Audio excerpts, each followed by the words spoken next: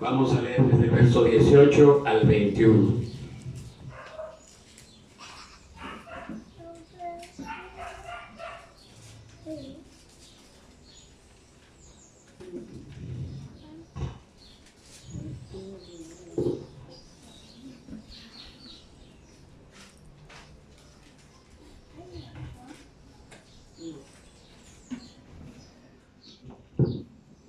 Primera de Pedro,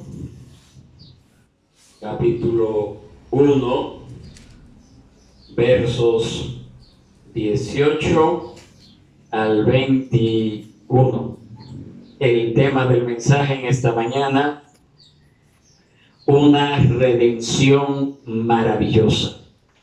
Una redención maravillosa.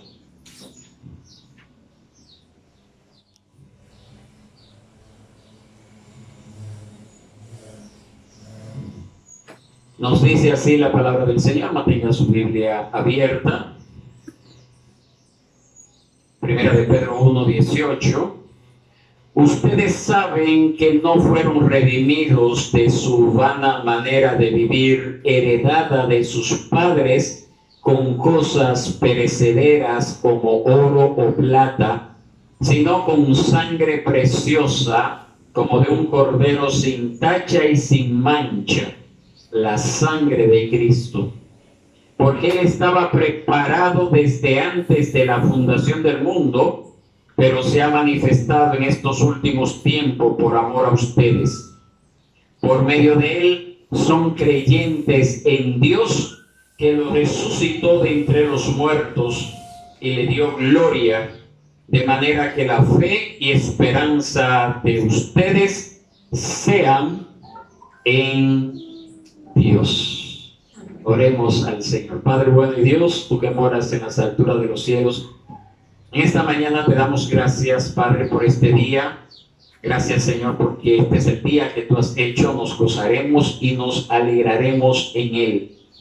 Te alabamos por ese gran amor que tú nos has dado, nos has manifestado al enviar a tu Hijo a morir en la cruz del Calvario para darnos salvación. Gracias también por permitirnos formar parte de una familia de fe, donde nosotros podemos desarrollar nuestros dones y talentos, donde podemos tener comunión los unos con los otros, donde podemos ser edificados también, donde podemos ser instrumento en tus manos para que el Evangelio corra, el Evangelio avance, el Evangelio se extienda. Aquí está tu palabra que ha de ser predicada, Señor, y pedimos, Señor, que tu Espíritu Santo esté aplicando estas verdades a nuestros corazones, que nosotros no seamos oidores olvidadizos de estas palabras, sino que seamos hacedores de la misma. Aplica estas palabras a nuestros corazones y que podamos valorar el hecho de haber recibido una redención tan gloriosa. Esto te lo pedimos, Padre, en el nombre de Jesús. Amén y amén. Una redención maravillosa. El puritano Thomas Watson, hablando acerca de la redención como la obra más grandiosa de Dios, él escribió, y ahí le puse en sus boletines, ahí está esa cita.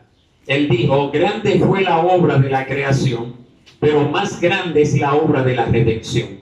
Costó más redimirnos que crearnos. En la primera, es decir, en la creación, solo se necesitó hablar una palabra. En la otra, en la redención, hubo que derramar sangre. La creación no fue más que la obra de los dedos de Dios. La redención es la obra de su brazo. Thomas Watson, en su libro Tratado de Teología, en la página 373. Redención es un término que describe una de las características esenciales de la salvación. Trata específicamente con el costo de la salvación y el medio por el cual Dios recibió el pago para redimirnos a nosotros.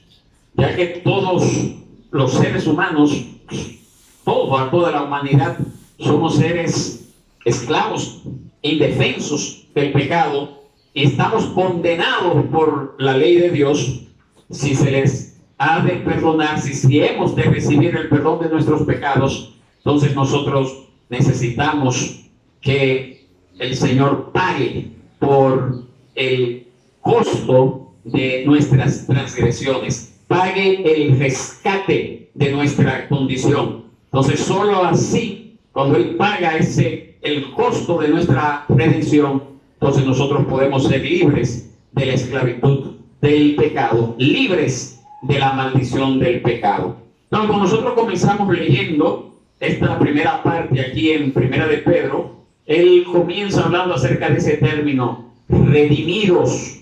Y esa es la palabra clave en este pasaje. Ese término en griego significa comprar la libertad mediante el pago de un precio. Para los griegos, esta palabra también era un término técnico que significaba pagar dinero con el fin de recuperar a un prisionero de guerra. Entonces, en lugar del sentido griego típico de la palabra redención para referirse a esclavos y prisioneros, las imágenes que el apóstol Pedro presenta en estos versos para describir a los redimidos se derivan de varios pasajes del Antiguo Testamento. Y una de las primeras referencias claras, más explícitas acerca de lo que es la redención, nosotros la encontramos en el libro de Éxodo, en el capítulo 12, versos 1 al 13. Que es bueno que usted lea en su casa con una versión actualizada de la Biblia, como a la que nosotros usamos, la Nueva Biblia de las Américas.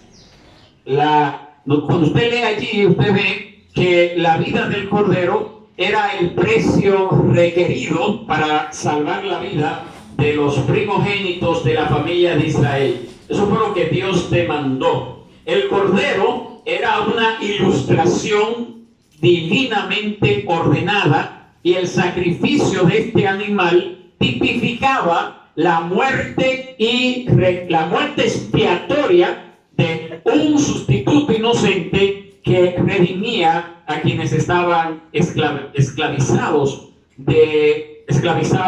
en ese momento histórico físicamente por las garras del pueblo egipcio, las garras del faraón. Entonces, ese evento que Dios le ordenó al pueblo de Israel que se celebrara todos los años, se convirtió en un símbolo de la redención sustitutiva que vendría a ocupar Cristo siglos después.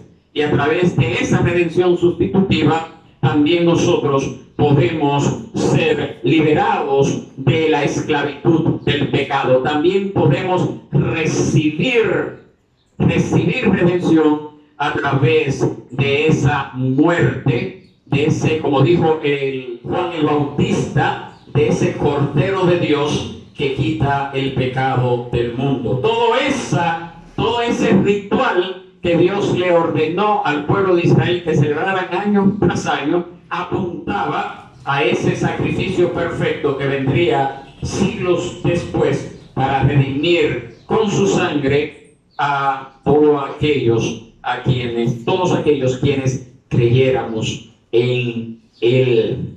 Eso fue lo que dijo el mismo Señor cuando motivó a Moisés a escribir esas palabras que quedaron registradas en Éxodo capítulo 15, verso 13, donde dice: en tu misericordia has guiado al pueblo que has redimido, con tu poder los ha guiado a tu santa morada.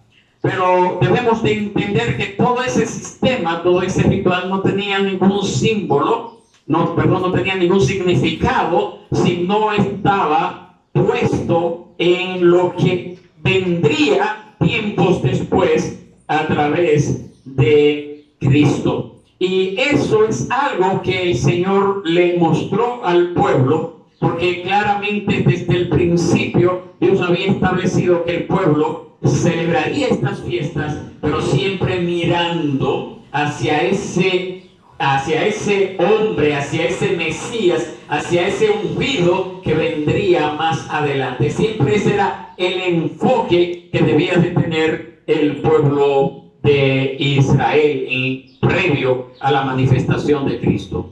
Ya nosotros hemos visto el cumplimiento de ellos y quizás hasta cierto punto es más fácil para nosotros creerlo y recibirlo. Hasta cierto punto, no estoy diciendo que sea del todo así, pero hasta cierto punto más fácil para nosotros porque ya hemos visto el cumplimiento en el pasado. Pero en este pasaje de Primera de Pedro, capítulo 1, verso 18 al 21, el apóstol Pedro pasa a esto se podría decir que es una teología de la redención. El apóstol Pedro pasa a contestar 4 preguntas cruciales que tienen que ver con la redención. ¿Cuáles son esas 4 preguntas? Son las que vamos a entrar en detalle durante el mensaje de esta mañana. ¿De qué redimió Dios a los creyentes? ¿Con qué los redimió? ¿Para quién los redimió? ¿Y para qué los redimió? Esas son las 4 preguntas que vamos a buscar respuesta en esta mañana. Primera pregunta: ¿de qué redimió Dios a los creyentes? Verso 18. ¿Qué nos dice el verso 18? ¿De qué redimió Dios a los creyentes? Una pregunta sencilla, o una respuesta sencilla, que está clara, como que no hay que buscarle mucho detalle. ¿De qué nos redimió? Verso 18, la parte B. De su vana vida de vivir. De su vana manera de vivir heredada de sus padres. Eso es lo que dice. La Biblia deja en claro la verdad de que todos los creyentes estuvimos una vez sujetos a la esclavitud del pecado y de la ira, y de que únicamente la redención de Cristo rompió esa esclavitud. Solamente eso. Eso es lo que dice Romanos 6:6.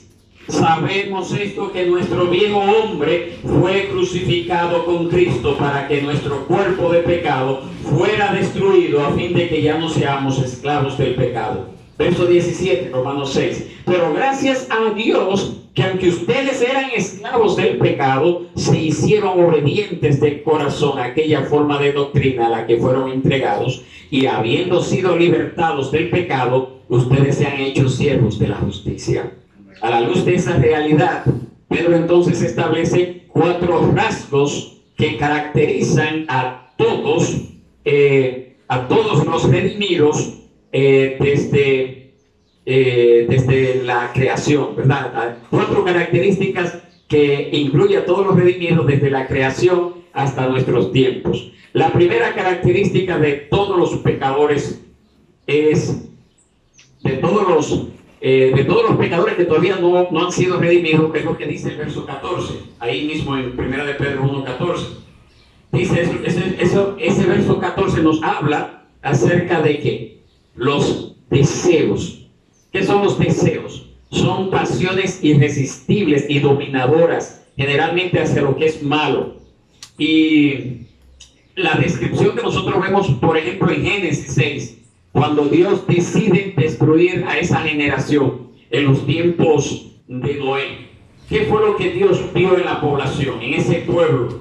Dice Génesis 6:5, el Señor vio que era mucha la maldad de los hombres en la tierra, y que toda intención de los pensamientos de su corazón era solamente hacer siempre el mal. Eso fue lo que Dios vio. Entonces, pensamientos del corazón se refiere a todo pecado, en especial los deseos lujuriosos. Se origina en la mente, en su imaginación. Entonces, esa es la primera condición que todos teníamos antes de venir a los pies del Señor, pero que también tiene todo aquel que todavía no ha recibido a Cristo. La carne controla la imaginación de esas personas que no han sido redimidas. Ya nosotros no somos controlados por la carne, sino por el Espíritu. Pero el que no conoce al Señor sigue siendo controlado por la carne. Entonces, cuando la carne alimenta un pensamiento, eso lo lleva a que ese pensamiento se convierte en algo pecaminoso en la mente. Ese pensamiento pecaminoso comienza a ser una recreación fantasiosa, una recreación lujuriosa, mueven a las emociones activan la voluntad y la voluntad inicia una conducta pecaminosa. Eso así es que obra. Cuando una persona comete un pecado, no fue que lo hizo, ay, no lo pensé y lo hice. No, no es así. Es que la mente estuvo trabajando, estuvo maquinando, estuvo creando las condiciones para llevar a esa persona a pecar. Eso es lo que nos dice Santiago 1, 14 al 15, que ninguno diga que es tentado de parte de Dios, sino que cada uno es tentado cuando es llevado y seducido por su propia pasión. Y dice Santiago 1:15, y después, cuando la pasión ha concebido, da a luz el pecado, y cuando el pecado es consumado, engendra la muerte. Entonces, la imaginación pecaminosa se compone principalmente de mentiras, de distorsiones acerca de uno mismo, de las relaciones personales. Tratamos de justificar el pecado. Esa es una mente pecaminosa, una mente controlada por la carne, tratando de justificar lo mal hecho, ¿verdad? Tratando de darle forma a lo mal hecho para así entonces encontrar menos culpa cuando se cometa el pecado. Entonces, nosotros como creyentes hemos sido redimidos de una imaginación perversa, de una imaginación lujuriosa. Entonces debemos de proteger nuestras mentes de todas las influencias destructivas que tratan de atraernos de nuevo a esos deseos pecaminosos que teníamos antes de haber venido a los pies del Señor. Según el versículo 14 de aquí de 1 de Pedro 1, el apóstol Pedro identifica a esas personas como personas que viven en la ignorancia, refiriéndose a que tienen una ausencia de una comprensión espiritual. El apóstol Pablo también habló de eso en Efesios 4:18. También habló acerca de eso. La palabra de Dios nos presenta, ¿verdad?, cuál es la condición cuando nosotros, como personas no redimidas, nos dejábamos arrastrar por el pecado. Pero también luego de haber sido redimidos, todavía tenemos esta carne, todavía somos influenciados por esta carne y no podemos darle lugar. Debemos de entender eso, que al menor descuido la carne gana ventaja sobre nosotros y nos arrastra de nuevo a tener una mente lujuriosa, una mente pecaminosa. Pero volviendo aquí al versículo 18, porque aquí es que debemos de estar, el versículo 18 se refiere a la tercera característica de los no redimidos. ¿Cuál es? La que acaba de decir la hermana Fuera, su vana manera de vivir. Eso identifica, eso habla de una existencia inútil, superficial, sin valor alguno, sin que importe su manera de pensar. Todo hombre o mujer no redimido está viviendo de una manera vana. Incluso los mayores logros que nosotros podamos ver en los incrédulos, que parecen tener cierta valía en el mundo, no tienen sentido desde la perspectiva de la eternidad, no tienen valor desde la perspectiva de la eternidad, de lo que va más allá de esta vida. Y Jesús dejó eso en claro cuando Él respondió a dos preguntas perspicaces de sus discípulos y quedaron registradas en Mateo capítulo 16, verso 26, que es un pasaje bíblico que muy probablemente usted en alguna otra ocasión ha escuchado, o aquí o en otra iglesia. Dice Mateo 16, 26, ¿de qué aprovechará el hombre si gana? Si gana el mundo entero, pero pierde su alma. ¿O qué recompensa dará un hombre a cambio de su alma? Mateo 16, 26. Entonces esa es la condición. ¿De qué le sirve al hombre esforzarse tanto en esta tierra si no está haciendo provisión para la eternidad? Lo que realmente vale. Porque aquí estamos de paso, aquí estamos limitados. Pero también hay un cuarto rasgo de la condición perdida de los no redimidos, es decir, la tradición religiosa, que dice que aquí se identifica como que fue heredada de sus padres. Los fariseos del tiempo de Jesús eran partidarios principalmente de esa inútil tradición de seguir las tradiciones, las costumbres de los hombres, y que fue lo que motivó ese duro reproche de Jesús en muchas ocasiones que quedaron registradas ahí en los evangelios. Entonces debemos de entender que la religión tradicional, ya sea, por ejemplo, la que podría ser la más piadosa, como la que seguían los fariseos, o el paganismo que nosotros vivimos en nuestros tiempos a través de muchas manifestaciones, la nueva era, el modernismo, la religión católica romana, todo eso son tipos de esclavitud, y todos esos tipos de esclavitud necesitan redención. Entonces, cuando nosotros venimos a los pies del Señor, ya el Señor nos ha redimido de ellos, ya tenemos que dejarlo atrás, ya no podemos seguir con esas tradiciones, pero también debemos de proclamar estas verdades para que muchas almas también puedan ser liberadas de ese tipo de esclavitud, que en este caso específico son las tradiciones heredadas, como dice Pedro, de nuestros padres. Entonces, eso es la primera pregunta. La segunda pregunta: ¿con qué redimió Dios a los creyentes? ¿Con qué redimió Dios a los creyentes? Y la respuesta la encontramos en el verso 18, la primera parte, y el verso 19. El verso 18 dice de la siguiente forma: ustedes saben que no fueron redimidos, y luego más adelante el apóstol Pedro dice, con cosas perecederas como oro o plata, y verso 19 da la respuesta, sino con sangre preciosa, como de un cordero sin tacha y sin mancha, la sangre de Cristo. Cristo. El salmista en el Salmo 49 declara, Salmo 49, 7, nadie puede en manera alguna redimir a su hermano ni dar a Dios rescate por él, porque la redención de su alma es muy costosa y debe abandonar el intento para siempre. Pedro apeló al conocimiento básico que tenían sus lectores del primer siglo, de que la humanidad no tenía a su disposición nada que pudiera satisfacer ese precio. Y por esa razón él les dice, ustedes saben.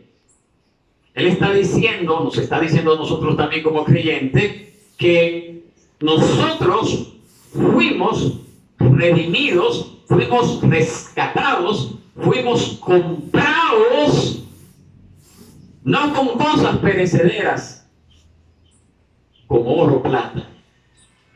No fue con eso. El precio de la redención no fue un valioso producto terrenal como oro o plata. Y esto es lo más caro, ¿verdad?, que puede haber aquí en la tierra. ¿Verdad que sí? Creo que sí. Oro o plata. Ahora, ¿por qué Pedro en este contexto menciona esos dos metales preciosos, como el oro o como la plata?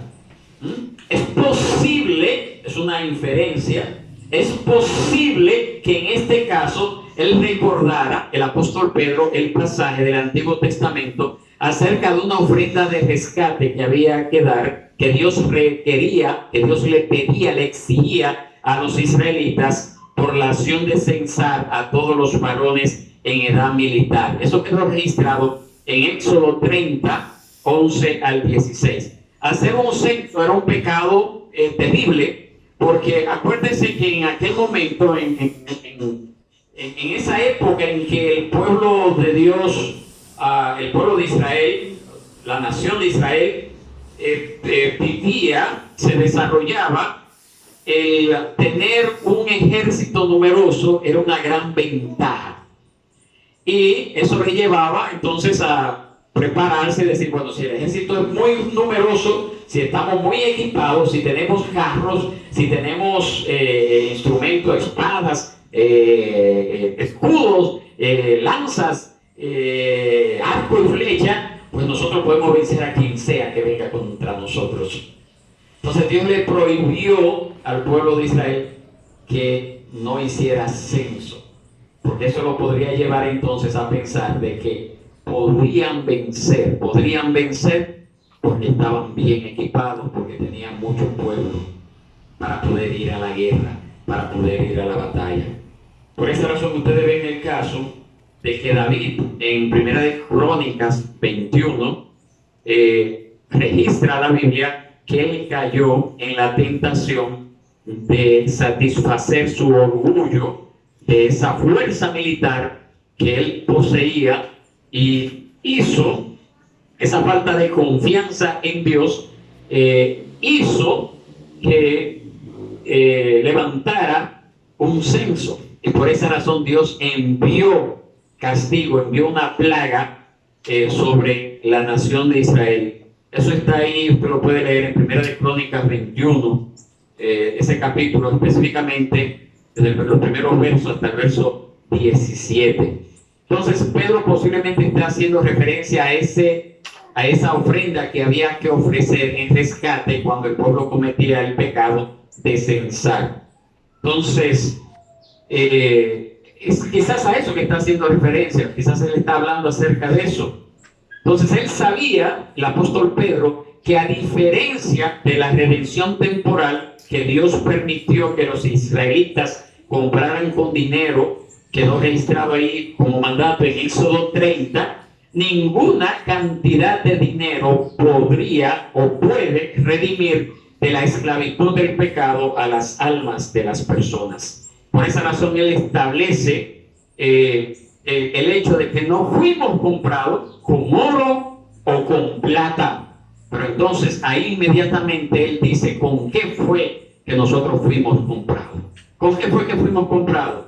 Dice Pedro, con sangre preciosa. La sangre no era cualquier sangre, no era la sangre suya, no era mi sangre, sino que pertenecía, como dice Pedro, a un cordero sin tacha y sin mancha, a un cordero sin contaminación. Entonces eso describe el inmenso sacrificio de ese cordero, pero también está describiendo ese sacrificio de ese cordero que Dios le había ordenado al pueblo de Israel que tenía que ofrecer. Ese cordero que tenía que ofrecer, imagínese usted dueño de una gran manada de ovejas, y el Señor le decía, mira, de todas tus ovejas, tú tienes que tomar un cordero, el que sea más joven, 1 año. Ese cordero no puede tener los testículos magullados, no puede tener ningún hueso roto, no puede tener ni siquiera colores en la piel. Tiene que ser un animal así. Es decir, prácticamente le estaba exigiendo al pueblo de Israel que ofreciera en sacrificio lo mejor, el mejor animal de su rebaño. Ahora, ¿por qué el Señor le exigía eso en el Antiguo Testamento? Porque todo apuntaba, todos esos animales que fueron ofrecidos en sacrificios por el pecado en el Antiguo Testamento apuntaba a ese sacrificio perfecto, a ese sacrificio perfecto, a ese sacrificio que es Cristo.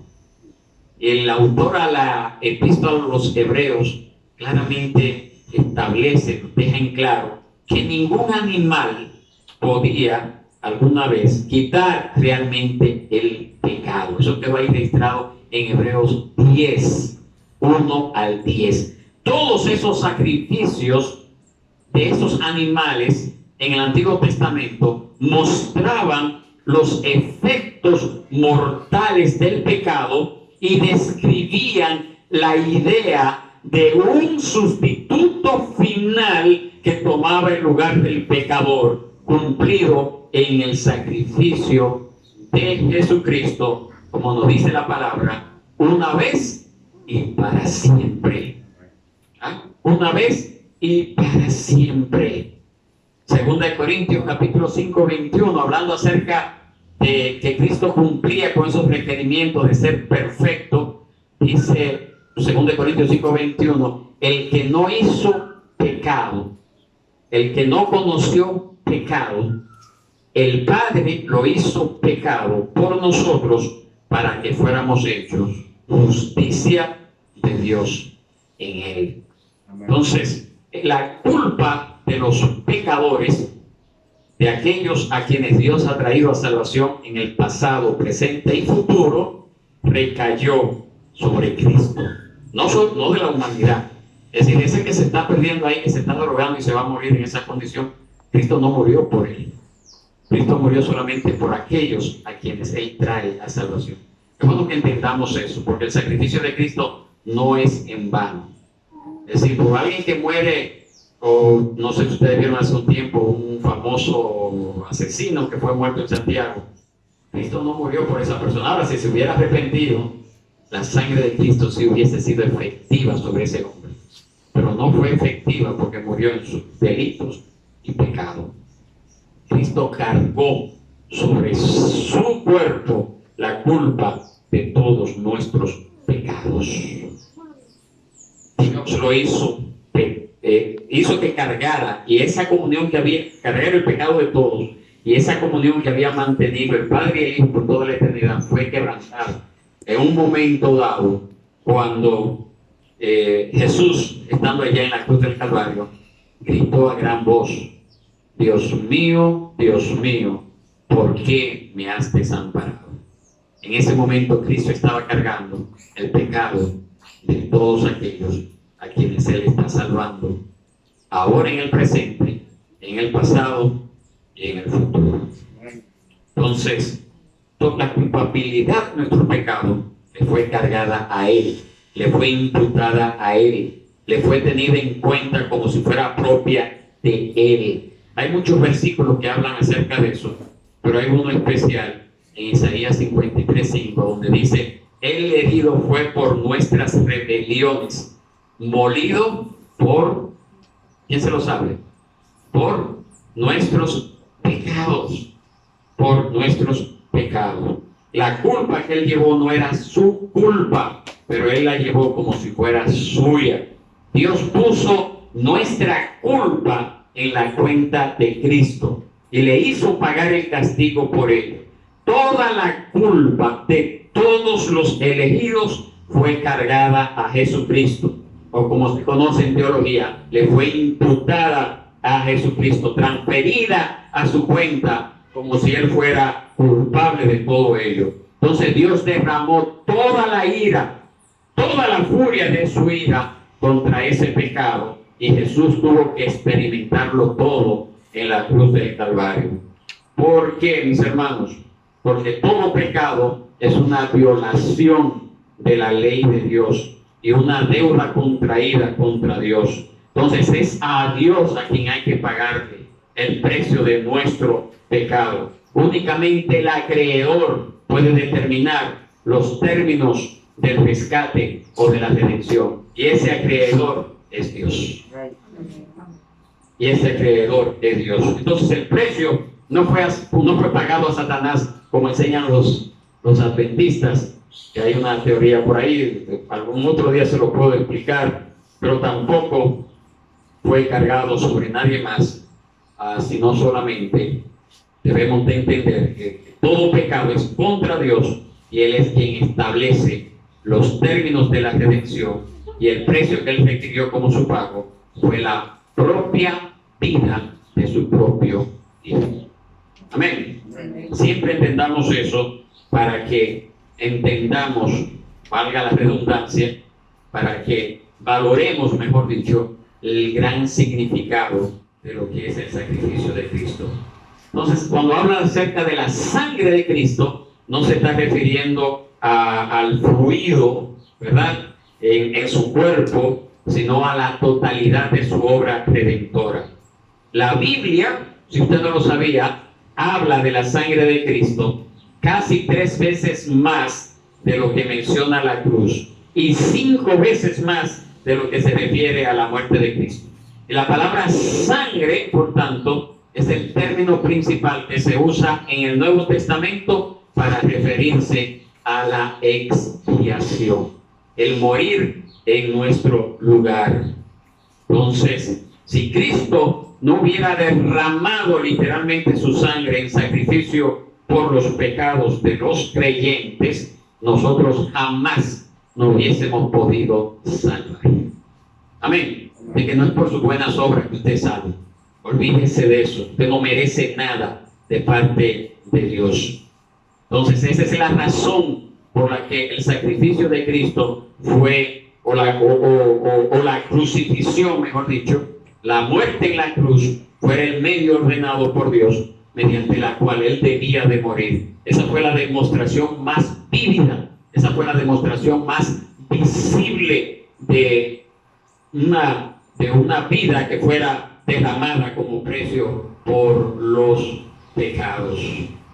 Entonces, ustedes ven que en el Antiguo Testamento todo lo que fue el diseño de Dios para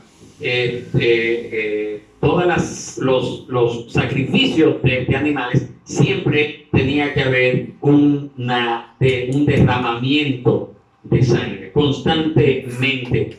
El animal no debía de ser matado a garrotazos, el animal no debía de ser matado por estrangulamiento o por sofocación, ahogarlo. No, el animal tenía que derramar la sangre, porque Levítico 17:11 el Señor dice: porque la vida de la carne está en la sangre.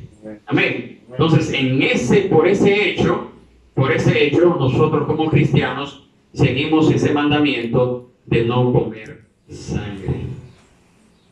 La sangre de Cristo fue literal y violentamente derramada en la crucifixión. Entonces, quienes niegan esa verdad están, o quienes tratan de espiritualizar esa verdad, entonces son culpables de corromper el mensaje del Evangelio. Jesús sangró, Jesús murió literalmente en la cruz, y cuando se levantó de la tumba lo hizo literalmente, físicamente se levantó de la tumba. Entonces el que niega eso, entonces lamentablemente es una persona doblemente culpable, como lo hacen los testigos de Jehová. Los testigos de Jehová niegan que Cristo haya muerto en la cruz. Los testigos de Jehová niegan incluso que Jesucristo haya resucitado en cuerpo. Entonces esa puede ser una herejía terrible. Usted como cristiano no debe ni siquiera abrir la puerta a ellos. Entonces la sangre de Cristo es preciosa, pero por preciosa que sea esa sangre física, solamente no podía salvar como lo hizo. Solamente cuando la sangre fue derramada pudo pagar el castigo por el pecado. Entonces es bueno que nosotros entendamos que los creyentes no nos salvamos por una mística aplicación celestial de la sangre de Jesús. Nada en la Biblia indica que eso sea literalmente. Entonces eso también es un error de nuestros hermanos pentecostales, que quizás nosotros inocentemente también traemos a nuestro ambiente reformado. La sangre de Cristo no cubre para protegerle a usted cuando usted sale a la calle. La sangre de Cristo no le cubre a usted para bendecir su casa y que su casa esté en paz. La sangre de Cristo no es con ese fin que la sangre de Cristo fue derramada. La palabra de Dios es clara de que nosotros fuimos salvos por la muerte expiatoria de Cristo. Entonces, cuando nosotros vemos esto, debemos de entender de que esa obra expiatoria de Cristo, ese derramamiento de la sangre de Cristo, es solamente para el perdón de nuestros pecados. A Dios le place cuidarnos, protegernos. Debemos de orar por salud, debemos de orar por un buen viaje cuando salimos a la calle para que no nos pisen el pie en un camión. Claro que sí, hay que orar por ello, pero deje de estar reclamando la sangre de Cristo, porque no tiene ninguna aplicación bíblicamente hablando para ese aspecto. La sangre de Cristo solamente fue derramada para perdón de nuestros pecados. Amén. Muy bien. Entonces seguimos acá. Este es el punto más extenso. Ya los siguientes dos que quedan son un poquito más cortos. Punto número 3. ¿Por medio de quién redimió Dios a los creyentes? Verso 20, la primera parte, y verso 21. Dice el verso 20: porque Él estaba preparado desde antes de la fundación del mundo, pero se ha manifestado en estos tiempos. Y verso 21, por medio de él son creyentes en Dios, que lo resucitó de entre los muertos y le dio gloria. Esta parte nos habla acerca de un término, un punto en el cual muchos no están dispuestos a aceptar porque no conocen lo que es la revelación completa de la palabra de Dios, y es el término de la predestinación. Dice que él estaba preparado, es decir, Dios planificó enviar al Hijo como el Redentor encarnado desde antes de la fundación del mundo. ¿Lo dice allí su Biblia? El Padre no reaccionó ante la caída. ¡Ay! Adán pecó. ¡Ay! ¿Y ahora qué hago? Ahora tengo que inventarme algo. Es mentira del diablo. Eso no fue lo que Dios hizo. Él planificó eso. Él predestinó enviar a su Hijo como el Salvador desde antes de la fundación del mundo. Incluso ese hecho de que él estaba predestinado desde la eternidad pasada fue también algo que movió cuando Jesús estaba crucificado, que movió a esas personas, a los gobernantes judíos, a decir: a otro salvó, que se salve el mismo, si este es el Cristo de Dios su escogido. Es decir, ya incluso ellos lamentablemente estaban hablando algo, pero por desgracia esos dirigentes judíos se negaron a reconocer que Jesús era ese escogido para hacer el sacrificio por el pecado. Ese cordero precioso es único también debido a su encarnación. Ese término que se traduce aquí como manifestado, incluye la idea de dejar algo en claro o manifiesto. Es un acontecimiento histórico. Y esa frase que utiliza Pedro en estos ¿qué? ¿Cómo dicen? En estos últimos tiempos, es una expresión conocida que se refiere a todo el periodo entre el nacimiento de Cristo y su segunda venida. Hace un tiempo, como un mes y medio, cuando estábamos comenzando el encierro, yo le hacía una pregunta: ¿cuándo comenzaron los últimos tiempos? Los últimos tiempos no comenzaron hace un año, hace 10 años, hace 20 años. Los últimos tiempos comenzaron en el mismo momento en que Cristo se manifestó físicamente aquí a la tierra. Es un punto cronológico en el calendario divino de acontecimientos que iniciaron en el siglo I. Es decir, ya estamos hablando, en otras palabras, que los últimos tiempos comenzaron hace 2000 años. Entonces, cuando usted oye a alguien diciendo: no, que ya estamos en los últimos tiempos, porque mira que se está dando mentira. Hace 2000 años ya comenzaron los últimos tiempos. Hace 2000 años comenzaron los últimos tiempos. Eso fue lo que dijo Pedro también cuando dio su primer sermón en Hechos 2. Esto fue lo dicho por medio del profeta Joel, y sucederá que en los tiempos postreros. Y Pedro aplicó a eso, a esa profecía que había dado Joel, él lo aplicó a ese momento histórico en el cual él vivía. ¿Y cuando eso ocurrió? 2000 años atrás. Los últimos tiempos comenzaron hace 2000 años. No comenzaron hace 20 años, no comenzaron con esta pandemia, no comenzaron con la Segunda Guerra Mundial, no comenzaron con el establecimiento del Estado judío en el 1948, no comenzaron en el siglo XX, no comenzaron en el siglo XXI. Los últimos tiempos comenzaron hace 2000 años. Y hace 2000 años nos dice la palabra que Dios los resucitó de entre los muertos. Eso es lo glorioso, mis hermanos.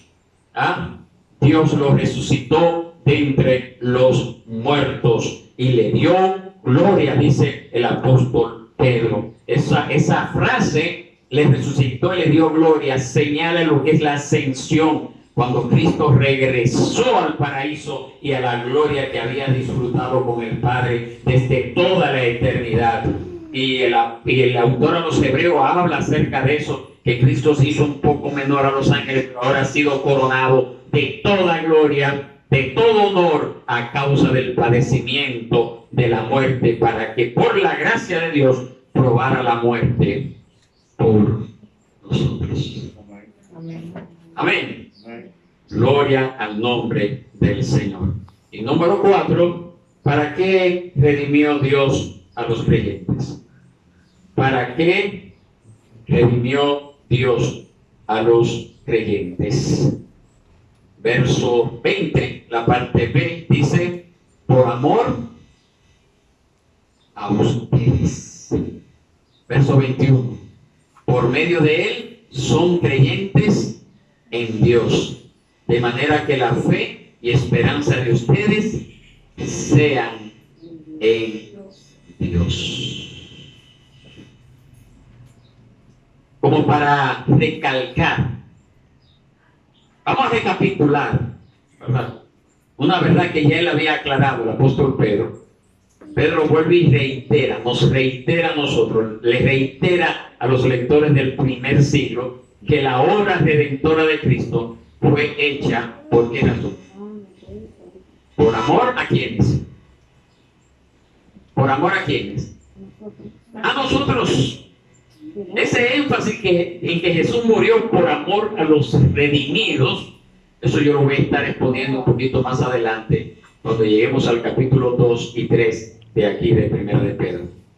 Pero lo que debemos de entender, que debido a que la redención es únicamente por medio de Jesús, no existe otra manera de llegar a Dios. Juan 14:6. Jesús dijo, yo soy, ¿alguien se sabe Juan 14:6? Yo soy el camino, la verdad y La vida. el camino, la verdad y la vida. Nadie viene al Padre si no es por mí. Eso marca la exclusividad del Evangelio como la única forma de redención. Si usted oye de alguien que le presenta el camino a la salvación con Cristo y alguien más, por ejemplo, Cristo y los santos, Cristo y las vírgenes, Cristo y las buenas obras, usted le puede decir con toda autoridad que está totalmente equivocado, que está por un camino peligroso. ¿Ah? Las personas no pueden creer en Dios aparte de reconocer la muerte, resurrección, señorío soberano de Cristo sobre su vida. Es lo único. Es lo único. Todos aquellos que le añaden algo más a Cristo, que le añaden algo más a Cristo o que lo ponen de lado, están sujetos a destrucción eterna. Es bueno que usted entienda eso, mis hermanos. Yo estaba leyendo en esta semana un libro, parte de estar bajo cuidado del presbiterio, tengo que estudiar acerca de las sectas. Y el problema, decía este autor, el problema de las sectas, del catolicismo romano específicamente, porque él está hablando de este tema, es que en nuestros tiempos, un sacerdote canta como un evangélico, predica como un evangélico y hasta habla en lengua como un pentecostal. Y puede llevar a la confusión a personas incautas, haciéndole ver como que está todo bien, que somos hermanos, que predicamos igual, que hablamos igual, que predicamos igual, que leímos la Biblia igual, que leemos la Biblia igual. Pero el problema es que en su doctrina todavía siguen proclamando las mismas herejías que se estuvieron proclamando en el tiempo de la Reforma y que llevó a Martín Lutero a protestar en contra de ellos. No han cambiado nada, no han cambiado nada, solamente se han convertido en imitadores de lo bueno, y por lo tanto todavía siguen en el mismo error y siguen conduciendo a mucho pueblo al mismo infierno. Entonces, no hay otro camino, solamente es Cristo.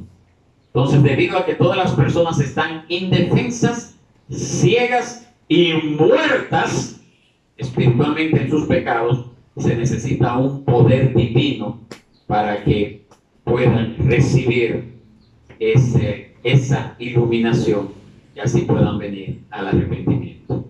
Por esa razón, Cuando nosotros como iglesia somos invitados a salir a la calle a predicar, a hablarle a la gente, usted debe orar, usted debe de clamar a Dios, porque es imposible hacer una obra tan grande si el Espíritu Santo no aplica esas verdades. Entonces, al final del versículo 21 da a conocer la doble y definitiva bendición de la redención, donde el apóstol Pedro dice: de manera que la fe y la esperanza de los creyentes sean en quién, en Dios. La fe permite a los creyentes, nos permite a nosotros a confiar en que Dios va a proveer esa gracia necesaria en medio de las actuales circunstancias, en medio de las luchas actuales, en medio de las ansiedades de la vida, a mantenernos firmes. Él nos dará su gracia para salir venciendo y ser vencedores. Pero también la esperanza, como dice Pedro, nos permite a nosotros creer en la gracia futura que habrá de revelarse para nosotros en la gloria celestial, como estuvimos hablando el domingo pasado. Nosotros como creyentes tenemos una esperanza inquebrantable de que un día Dios nos resucitará de la tumba y nos dará la bienvenida a la gloria final. Y el apóstol Pablo recordó, en el caso de los romanos, cuando le hizo su carta, que la segura esperanza de los creyentes incluye también la redención de nuestro cuerpo. Vamos a ser transformados, entonces ya no vamos a seguir sufriendo las adversidades, las limitaciones físicas que actualmente nosotros sufrimos, enfermedades, el pecado todavía que batalla contra nosotros. Nosotros como cristianos, como santos de Dios, disfrutamos ahora disfrutamos la redención de nuestra alma, pero todavía tenemos este cuerpo, todavía este cuerpo se cansa, todavía este cuerpo se enferma, todavía este cuerpo jala hacia el pecado. Pero en aquel día, esa es la esperanza de nosotros, en aquel día también este cuerpo va a ser transformado en un cuerpo de gloria. Y por esa razón nosotros aguardamos esa esperanza. Amén. Que el Señor nos ayude, ¿verdad?, a mantenernos firmes en la fe, mirando hacia el futuro, hacia esa esperanza gloriosa, donde nos levantaremos de la tumba, donde nos levantaremos de este cuerpo de pecado y de miseria. En conclusión, mis hermanos, ¿de qué nos ha redimido Dios? De nuestra vana manera de vivir. Nosotros vivimos ya con estándares más altos que los que viven alrededor suyo y no conocen del Señor. ¿Con qué nos redimió Él? Él nos redimió con la sangre preciosa de su Hijo amado Jesucristo. Por lo tanto, si usted tiene en menos, en poco esa sangre, usted corre un grave peligro. ¿Para quién nos redimió? Fuimos redimidos para Cristo. Es para servir, es para vivir para Él, es para entregarnos por completo a Él. Ya somos de su propiedad, fuimos comprados a precio de sangre. Y por último, ¿para qué nos redimió? Efectivamente, para que seamos exclusivos de Él.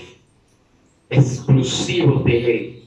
Que el pueblo que no le conoce sepa que solo a través de Él hay salvación y vida eterna.